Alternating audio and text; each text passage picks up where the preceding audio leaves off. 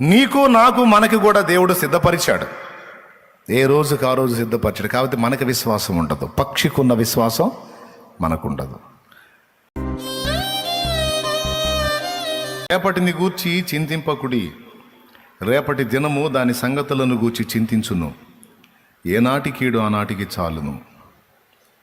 రేపటిని గూర్చి చింతింపకుడి, రేపటి దినము దాని సంగతులను గూర్చి చింతించును. చదవబడిన వాక్య భాగంలో సాక్షాత్తు యేసు ప్రభు వారే చెబుతున్న మాటలవి. రేపటిని గూర్చి చింతింపకుడి, రేపటి దినము దాని సంగతులను గూర్చి చింతించును. ఏనాటి కీడు ఆనాటికి చాలును అన్నాడు. ఈ మాట నిజంగా ఈ మాటను ఇలాగే తీసుకుంటే ఇలా అర్థమైద్ది. రేపటిని గూర్చి నీకు దిగులక్కర్లేదు. రేపటిని గూర్చి నువ్వు ఇప్పుడే హడావుడి పడాల్సిన అవసరం లేదు. ఈరోజు ఉన్నది ఏందో చూడు, రేపు వచ్చినప్పుడు రేపటి సంగతి రేపు చూసుకోవచ్చు.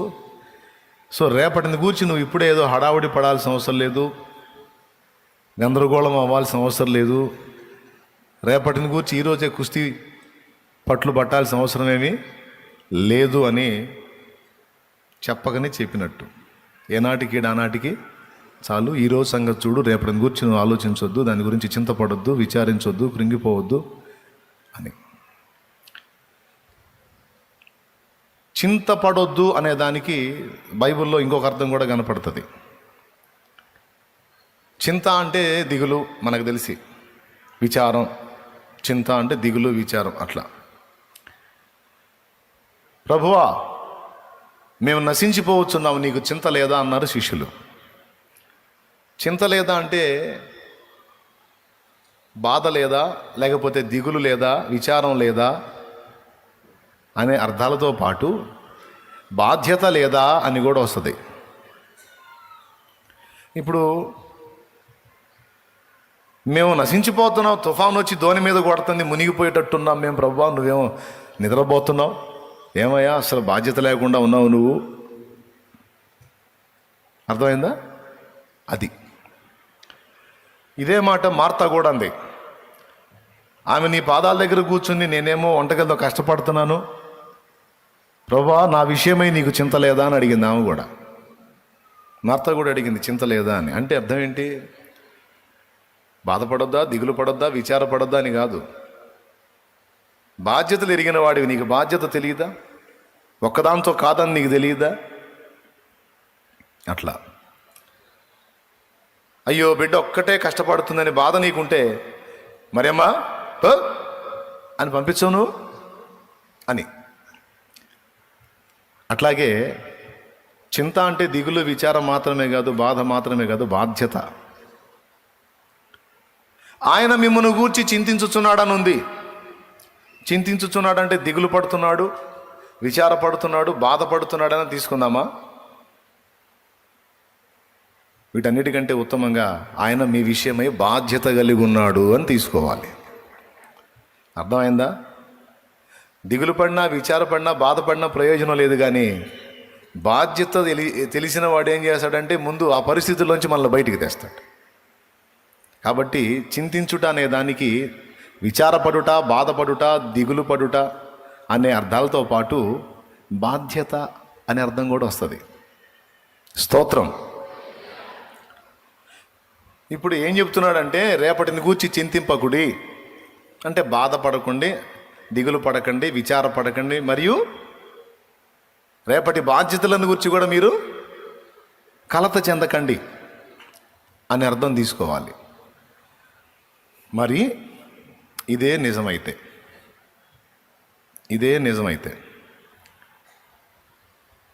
మరి సామెతల్లో అలా ఎందుకు చెప్పాడు?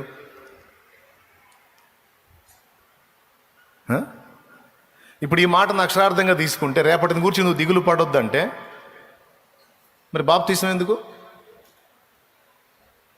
బాప్తీసం ఎప్పటికి తీసుకుంటున్నా? ఇప్పటికా భవిష్యత్తుగా? పెద్దగా చెప్పాలి. రైట్. ఈ సేవ ఎందుకు? ఈ సేవ ఇప్పటి ప్రయోజనాన్ని ఆశించా, భవిష్యత్ ప్రయోజనాన్ని ఆశించా? ఈ సిద్ధపాట్లను కూర్చున్నట్టు ఉపదేశం ఎందుకు?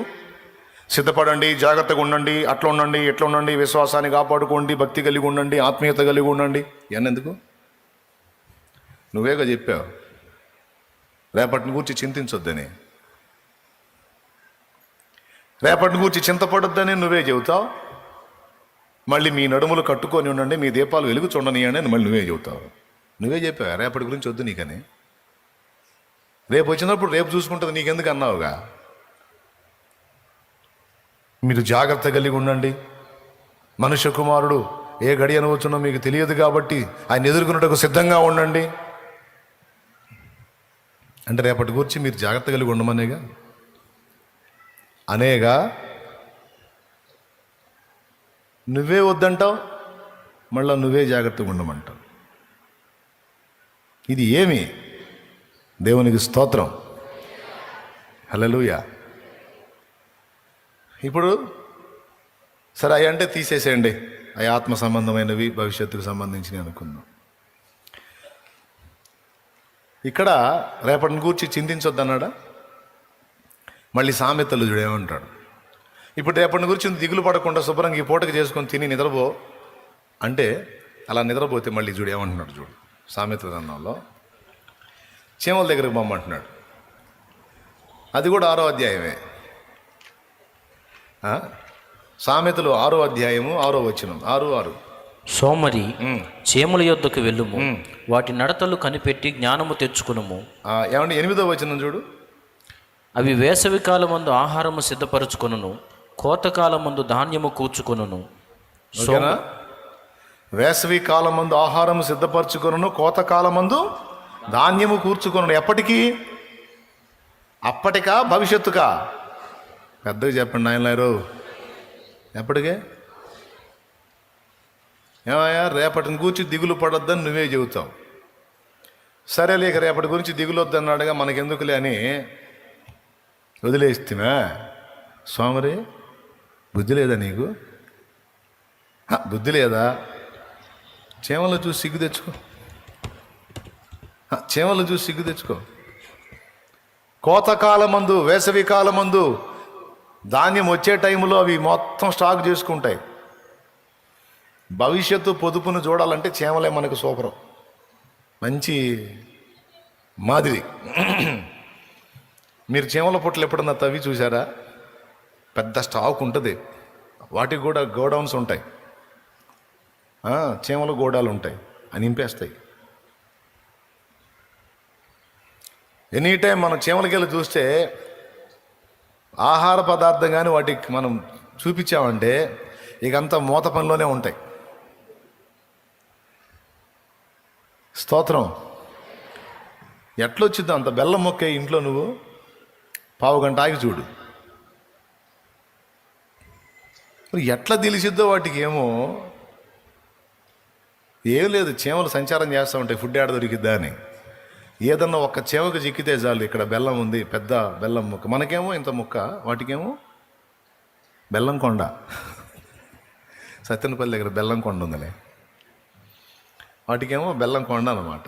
మరి దాని పరిమాణంతో పోల్చుకుంటే చీమ ఇంతే ఉంటుంది, చిన్నది. మనం ఇంత బెల్లపు గడ్డ వేసాం. ఇక చూడు, అది పోయిది పరిగెత్తుకుంటూ పోయి ఆ గుంపు మొత్తాన్ని తీసుకొచ్చిద్ది. నిమిషాల్లోనే జరిగిద్ది ఇది. అది రావటం ఒక్కడ చూస్తే చాలు, పోయి పట్టుకొచ్చిద్ది మొత్తాన్ని, గుంపును పట్టుకొచ్చి 2 పనులు చేస్తాయి. పాసిబిలిటీ ఉంటే మొత్తం కలిసి పడి కొండను గల్లిటంటే చేస్తాయి. దాన్ని ఉన్నదన్నట్టు తీసుకెళ్ళటానికి కదిలే ప్రసక్తి లేదనుకో, ఒక పక్క నుంచి కోత మొదలు పెడతాయి. అన్నిగా అంతంత ముక్కల్ని కొరకటం. ఇక అదే డ్యూటీ. అసలు వాటి ఫీలింగ్స్ చూడాలి. అమ్మ బాబు ఎంత బిజీగా ఉంటాయో. మన కాలు వేస్తే నలిగిపోతాం, మన కాళ్ళు కూడా పట్టించుకోవాలి. ఫుల్ బిజీ, మోసుకునే పనిలోనే ఉంటాయి. చూసారా ఎప్పుడన్నా? ఇప్పుడు పాయింట్ ఏంటంటే, రేపటి గురించి నువ్వేం కంగారు పడొద్దని నువ్వే చెబుతావు. సరే ఇక ఈ మాట అన్నాళ్ళు ఇక మనకు దిగులు లేదని ఊరుకుంటేనేమో స్వామరే చీమల దగ్గరికి పో నువ్వే అంటావు. అంతటితో వదిలిపెట్టావా? మళ్ళీ ఇంకొక అధ్యాయంలో సోమరివాని చేను నేను దాటి రాగా దాని నిండా ఏమేమి ఉన్నాయో చెబుతున్నాడు చూడండి. 24వ అధ్యాయం 30వ వచనం. ఆ, సోమరివాని చేను నేను దాటి రాగా, ఆ, తెలివిలేని వాని ద్రాక్ష తోట నేను దాటి రాగా, ఆ. ఇదిగో దాని ఎన్నంతటా ముండ్ల తుప్పలు బలిసి ఉండెను. దూలగొండ్లు దాన్ని కప్పి ఉండెను, దాని రాతి కూడా పడి ఉండెను. ఈయనేమో రేపటిని గురించి చింతొద్దు, నువ్వు హాయిగా ఉండు, ప్రశాంతంగా ఉండు అంటాడు ఈయన. మళ్ళీ పాత నిబంధనలోనేమో ఆ మాటలు రాయించాడు సామెతల్లో. మీరు చెప్పండి, ఈ మాటలు సొలొమోను చెప్పాడా? సొలొమోను దైవ ప్రేరణలో చెప్పితే దేవుడు దాన్ని పరిశుద్ధ గ్రంథంలో రప్పించాడా? సొలొమోను మాటలా లేకపోతే ఇది దేవుని మాటలా? సొలొమోను మాటలా దేవుని మాటలా? సొలొమోను మాటలు అయితే పరిశుద్ధ గ్రంథంలోకి ఎందుకు రానియాలి? అవి పరిశుద్ధాత్మ ప్రేరణలో దేవుడు పలికించిన మాటలు గనక పరిశుద్ధాత్మ వాటిని గ్రంథ రూపంలో తీసుకొచ్చి నీ చేతికి నా చేతికి అందించాడు. అంటే సీరియస్సే, ఆ మాటలు తీవ్రమైనయే. కాకపోతే ఇక్కడ క్లాష్ అవుతుంది. కొన్ని వచనాలేమో రేపటిని గురించి నువ్వు ఖచ్చితంగా జాగ్రత్త పడాల్సిందే అని కొన్ని వచనాలు కనపడుతున్నాయి. కొన్ని వచనాలేమో రేపటిని గురించి నీకు చింత అక్కర్లేదు, నువ్వు వదిలేసే, ఏనాటికి ఈనాటికి అని కనపడుతున్నాయి. ఈ ఒకచోటే కాదు, కావాలంటే చూడండి సామెతల గ్రంథం 27వ అధ్యాయం 1వ వచనం చూడు. రేపటి దినమును గూర్చి అతిశయపడకము, ఏ దినమున ఏది సంభవించు. ఇందాకేం చెప్పాడు? రేపటిని గూర్చి చింతపడొద్దు అన్నాడు. ఇప్పుడేమంటున్నాడు? రేపటిని గూర్చి అతిశయపడొద్దు అన్నాడు. రైట్. ఏది చదువు. ఏ దినమున ఏది సంభవించునో అది నీకు తెలియదు. మీరు తీశారా? నీ బైబిల్లో కూడా అంతే ఉందా? అది రేపటిని గూర్చి చింతపడొద్దు, రేపటిని గూర్చి అతిశయపడొద్దు. ఇంకో వచనం కూడా చూపిస్తా. యాకోబు రాసిన పత్రిక ఒకసారి తీయండి.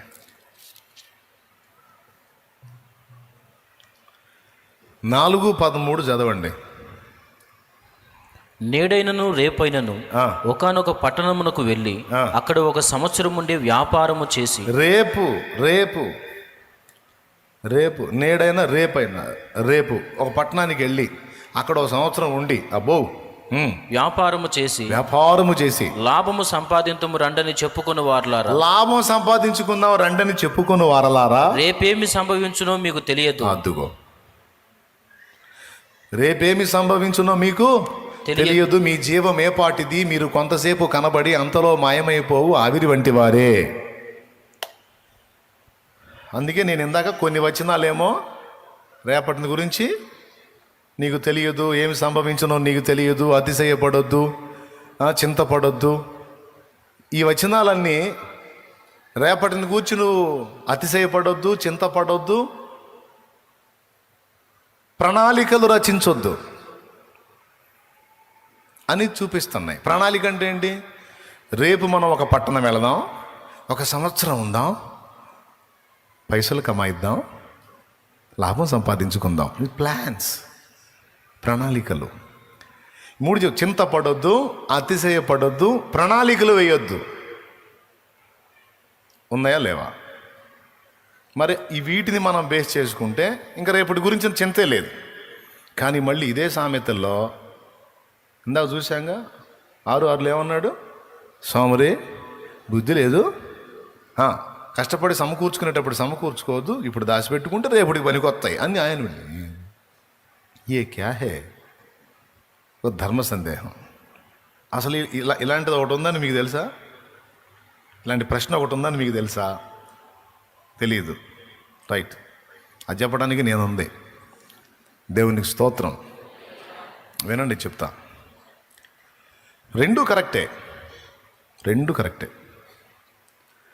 రేపటిని గూర్చి నువ్వు చింతపడొద్దు అన్నది కరెక్టే, రేపటిని గూర్చి నువ్వు చింతపడాలి అనేది కూడా కరెక్టే. ఎట్లా కరెక్ట్ అయింది? అయితే చింతపడొద్దనన్నా చెప్పాలి, లేదా చింతపడు అనన్నా చెప్పాలి. చింతపడొద్దు ఎలా కరెక్ట్ అయింది, చింతపడు అనేది ఎలా కరెక్ట్ అయింది? ఏదో ఒకటే కరెక్ట్ అయింది అనిపిస్తుంది, కానీ రెండు కరెక్టే. ఎలాగో చెప్తా. సామెతలు 27లో రేపటిని గూర్చి అతిశయపడొద్దు, రేపేమి సంభవించునో నీకు తెలియదు. రేపటిని గూర్చి అతిశయపడటం అంటే ఏంటి? ఒక మాట ఆలోచిద్దాం. ఒక ధనవంతుడి గురించి బైబిల్లో సాక్ష్యం చెప్పాడు. ధనవంతుడు ఒకడు ఉన్నాడు. ఆ సంవత్సరం వాడికి విస్తారమైన పంట పండింది. ముందే మంచి సౌండు.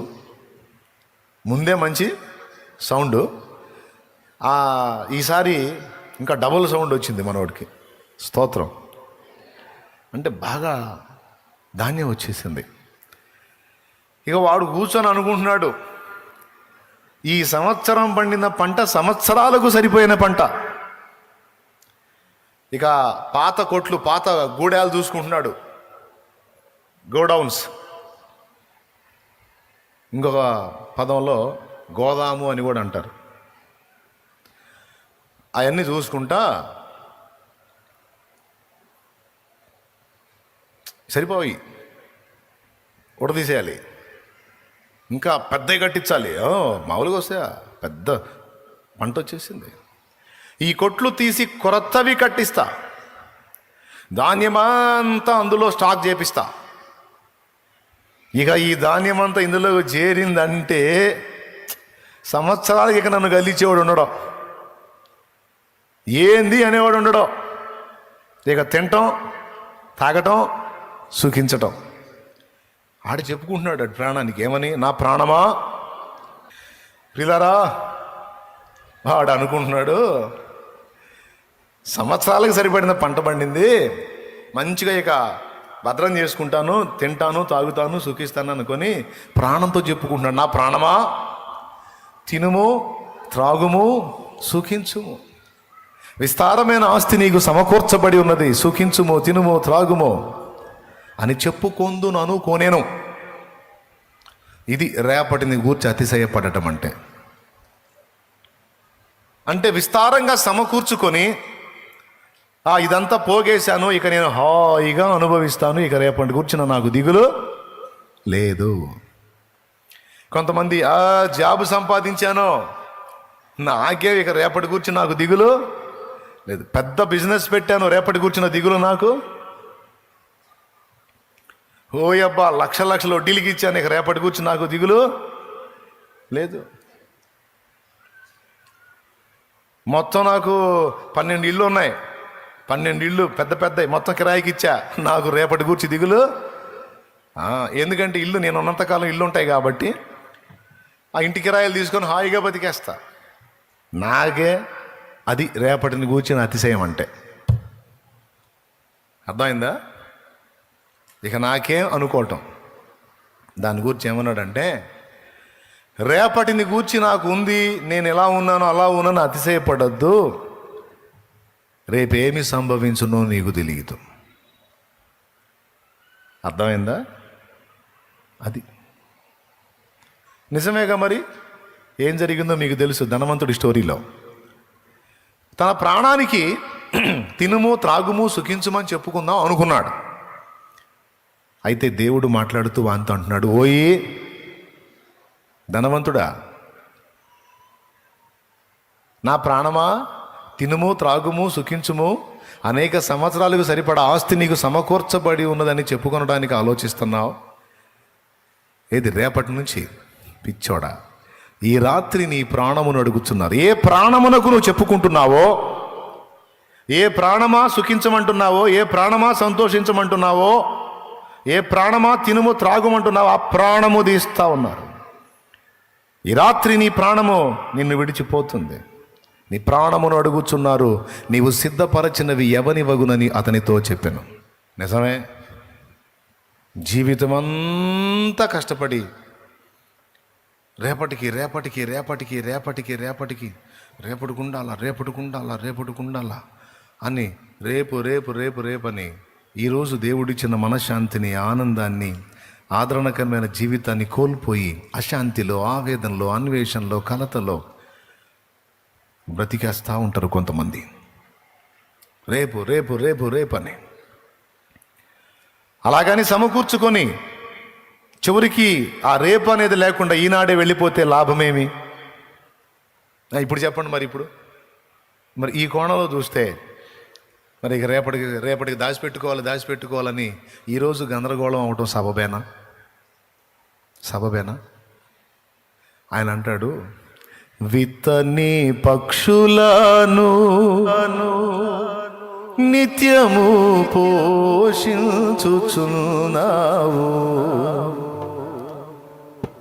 జంతువులు పక్షులు రకరకాల జీవరాశులు, విశ్వాసంలో మనకంటే అవే ఎక్కువ. దేవుని యందలి విశ్వాసంలో మనకంటే అవే ఎక్కువ. ఎందుకు తెలుసా?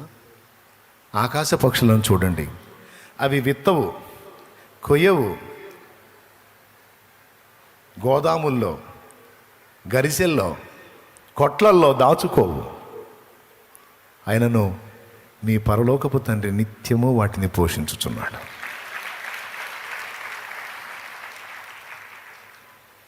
ఈ రోజుకు ఆహారం కోసం పొద్దున్నే లేచి కిలకిలారావాలతో దేవుని కృతజ్ఞతలు చెల్లించుకుంటాయి. ఆహారాన్వేషణకు బయలుదేరతాయి, అవి తింటాయి, పిల్లలకు పెడతాయి. సాయంత్రం వేళకి మళ్ళీ గూడి దగ్గరకు వచ్చి, ఈ పూటకి మా కడుపు నింపిన దేవా నీకు స్తోత్రమని మళ్ళా కిలకిలారావాలతో మళ్ళీ ఒకసారి స్తుతించి సాయంత్రానికి మిన్నకుండిపోతాయి. అంతకుముందు హైవేల పక్కన అక్కడక్కడ పెద్ద పెద్ద చెట్లు ఉండే, ఆ చెట్ల మీద పక్షులు ఉండే, అప్పుడప్పుడు అట్లాంటి చూస్తుండేవాళ్ళం. ఇప్పుడు చెట్లు కొట్టేసి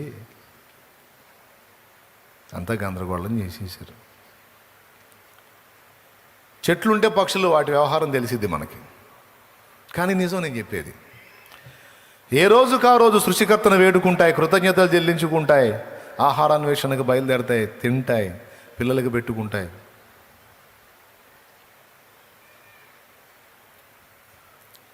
మనలాగా దిగులు పడవు, విచారపడవు. ఏ చిలకైనా మీరు చూడండి, చిలకలను చూడండి, ప్రార్థన తోటలో ఉన్నాయి, చూడండి, పోయి చూడండి, పోండి కాస్త ప్రార్థన చేసుకుని అవి కూడా చూడండి. చిలకలు అంటే బంధించిన చిలకలు కాదు, న్యాచురల్ ప్యారెట్స్. దేశవాళీ చిలకలు న్యాచురల్గా అక్కడున్న తాటి చెట్ల మీద గూళ్ళు కట్టుకొని అసలు మామూలుగా ఉండవు. పొద్దున్నే చూడాలి వాటి సందడి. నాకు అనిపించింది, మనుషులు ఈయంతో సంపాదించి కూడా దిగులు పడి భయంకరంగా జబ్బులు పాలై గందరగోళం అవుతున్నారు. అవకాశాలు ఉండి కూడా రేపు వాన పడిద్దో తెలియదు, వరద వచ్చిద్దో తెలియదు, ఏం జరిగిద్దో తెలియదు వాటికి. కానీ ఈ రోజుకి అంత ఆహారం తిని అవి పడే పాటలు చూడాలా, ఏమి కిలకిలలో కళకళలో. బ్రదర్స్ స్తోత్రం. అసలు అంత ప్రశాంతంగా ఎలా, మీరు నమ్మండి నమ్మపోండి, నాకు అనిపించింది దేవుడు అవకాశం ఇచ్చి చిలకలాగా మారే ఛాన్స్ ఇస్తే నేను కూడా చిలకలాగా మారి రెక్కలతో ఎగురుతూ అసలు అవి సంతోషిస్తున్న ఆనందంలో నేను కూడా పాలుపంపులు పొందితే ఎంత బాగుండి అనిపిస్తుంది. అంత సందడిగా ఉంటాయండి. కూర్చుంటాయి, పరిగెత్తుకుంటూ వచ్చి కూర్చుంటాయి, మళ్ళీ సడన్గా లెగుస్తాయి, కిలకిల తిరుగుతాయి, మళ్ళీ కాసేపు అలుపు రాగానే మళ్ళీ వచ్చి కూర్చొని అసలు వాటి సందడి మామూలుగా ఉండదు. కొంతమంది ఇళ్లలో జాలీల్లో పెట్టి చూస్తుంటారు, అక్కడ వాటి హ్యాపీనెస్ కనపడదు.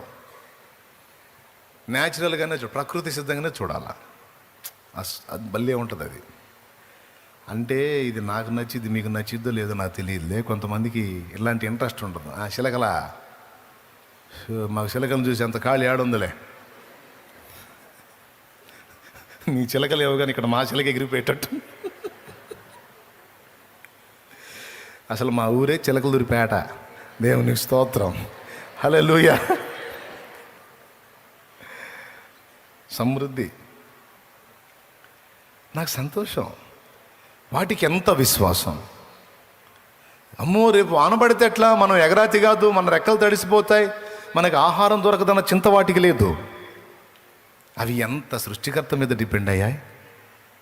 నిజమే, ఇన్ని జాగ్రత్తలు చేసుకొని ఇన్ని కుస్తీలు పడే మనకన్నా పస్తు ఉంటుందేమో కానీ వాటికి పస్తు ఉండదు. మరి ఎట్లా లైన్ చేస్తాడో ఏమో, ఏ రోజుకు ఆ రోజు ఆ చిన్ని పొట్టలకు కావాల్సిన ఆహారం రెడీ చేసి అందిస్తాడు ఆయన.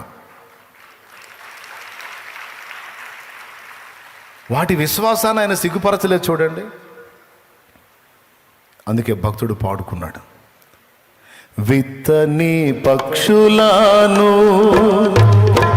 నిత్యము పోషించుచున్నావు, విత్తని పక్షులను నిత్యము పోషించుచున్నావు, నీ పిల్లలు వాటి కంటే శ్రేష్ఠులే కదా, నీవున్నంత వరకు నీ పిల్లలు వాటి కంటే శ్రేష్ఠులే కదా, నీవున్నంత వరకు ఆశ్చర్యకరుడా నా ఆలోచన కర్తవు, ఆశ్చర్యకరుడా నా ఆలోచన కర్తవు, నిత్యుడకు తండ్రివి నా శాలేము రాజు, ఆశ్చర్యకరుడా నా ఆలోచన కర్తవు, ఆశ్చర్యకరుడా నా ఆలోచన కర్తవు. కాబట్టి రేపటికి దాచిపెట్టుకున్నామన్న అతిశయం లేదు, రేపటికి లేదు ఎట్లా అని భార్య చిలక భర్త చిలకతో వాపోయి దిగులు పడి పీడించింది లేదు. ఏమండి, మనకి వారం రోజులకి దిగులు లేదులేండి అని ఆనందపడ్డది లేదు, అతిశయము లేదు, మరియు చింత కూడా లేదు. అంటే నేటికి దేవుడే, రేపటికి దేవుడే, ఎల్లుండికి దేవుడే, ఆ తర్వాతి రోజు కూడా. అలాగని గూట్లో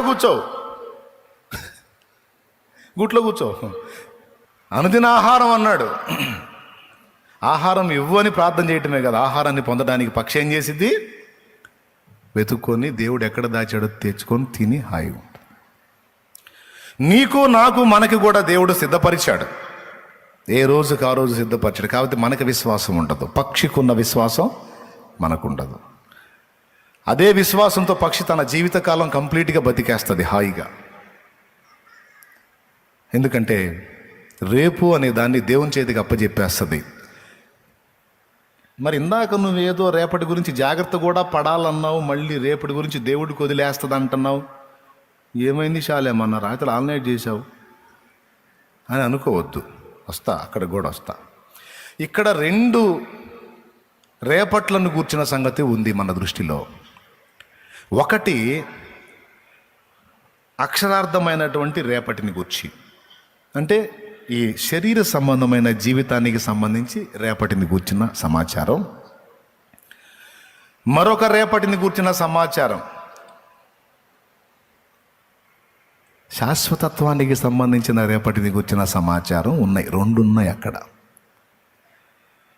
శరీరానుసారమైన రేపటిని గూర్చి నువ్వు చింతింపవలదు, కానీ రేపు ఆత్మ సంబంధంగా మనం ఎదుర్కోబోతున్నటువంటి దినములు మరియు మహిమ శరీరంతో మనం పొందబోతున్నటువంటి రోజులు, ఆ భవిష్యత్తు కోసం మాత్రం నువ్వు ఇక్కడ ఎప్పటికప్పుడు జాగ్రత్త పడాలి.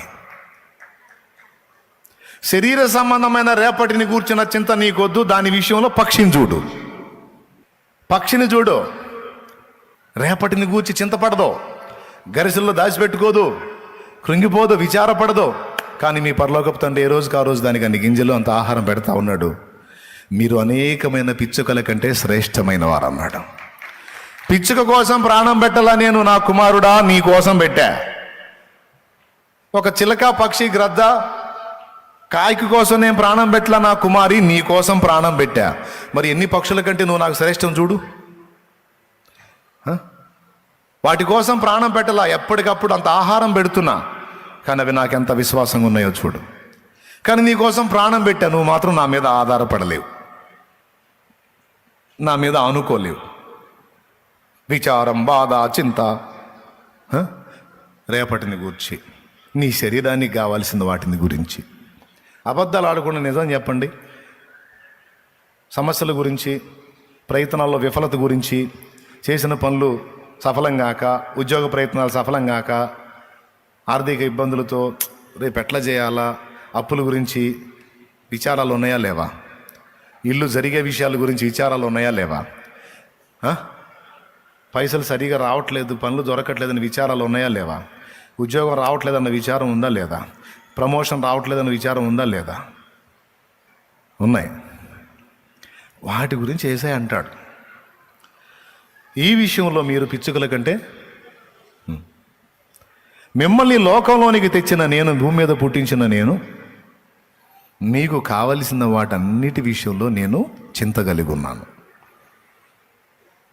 మీకు కావాలంటే జంతువుల్ని, పక్షుల్ని, పశువుల్ని చూడండి, మీరు చూడండి, నేను పోషించట్లా వాటిని, మీరు వాటికంటే శ్రేష్ఠులు కనుక మీకును మరి నిశ్చయముగా నేను పోషించేదను,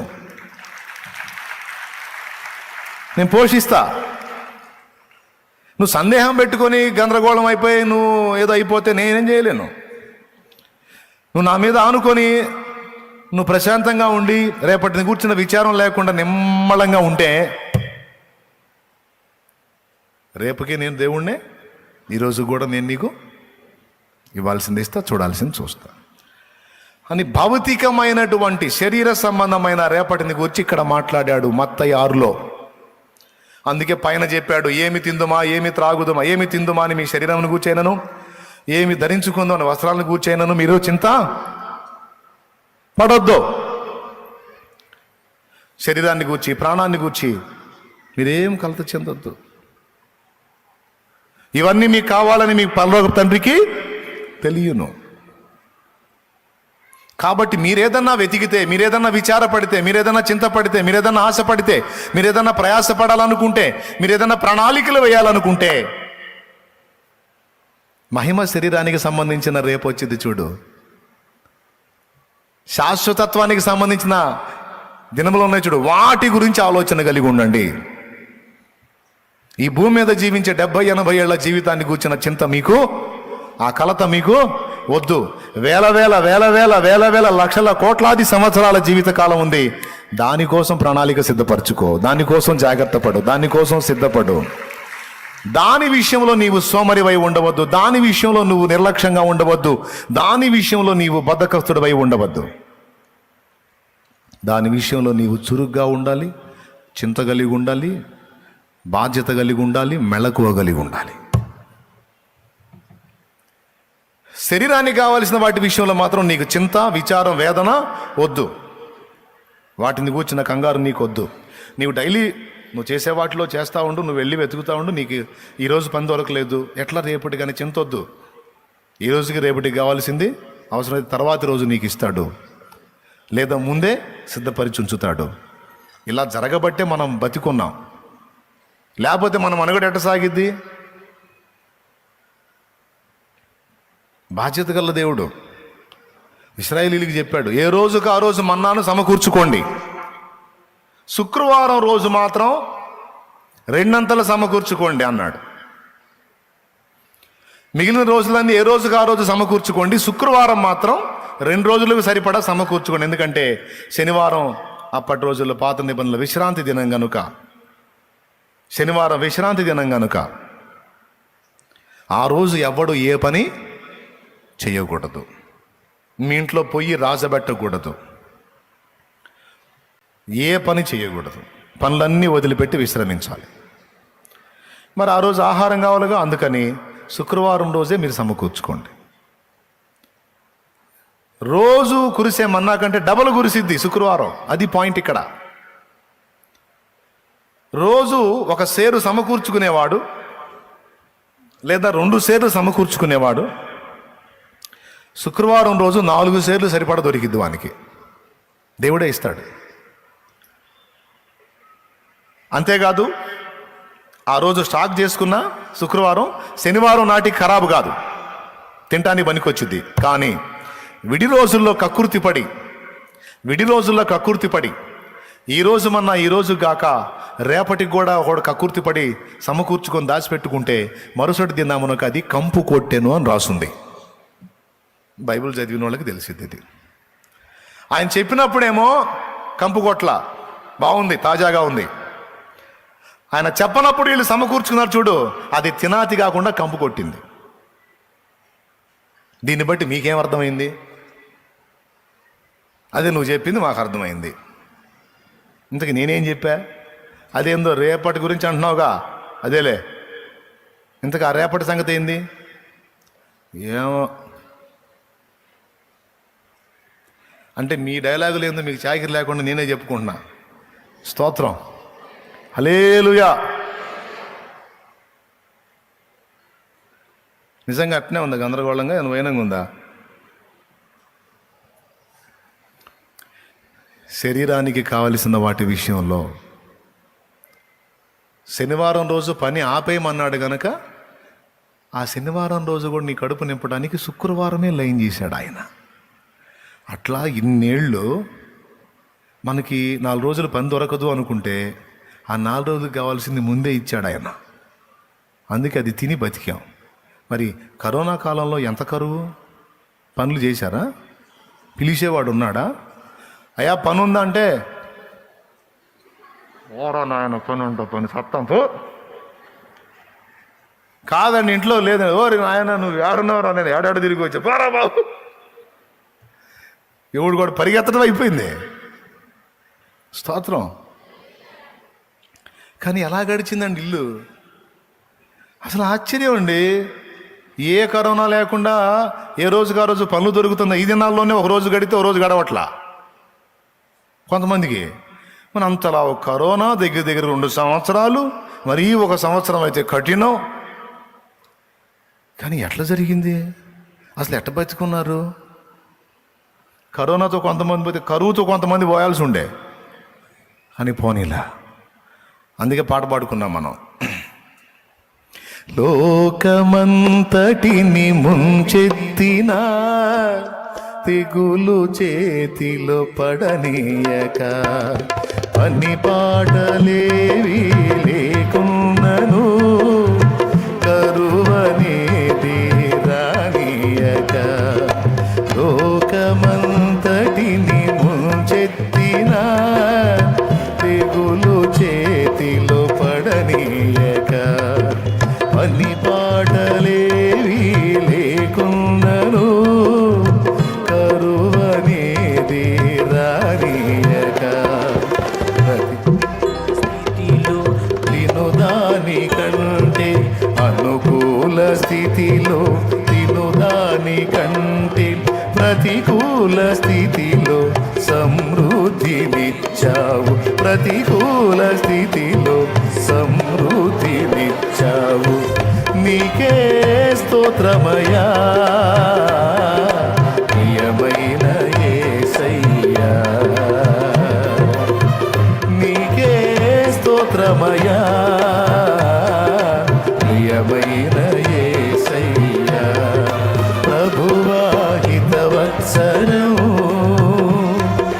మాకు ఇచ్చావయ్యా, విడుదల సంవత్సరం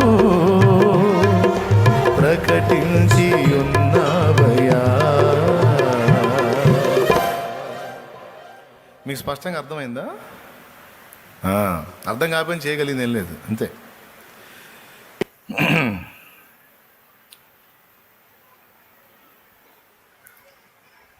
కరోనా కాలంలో ఎట్ట బతికామండి?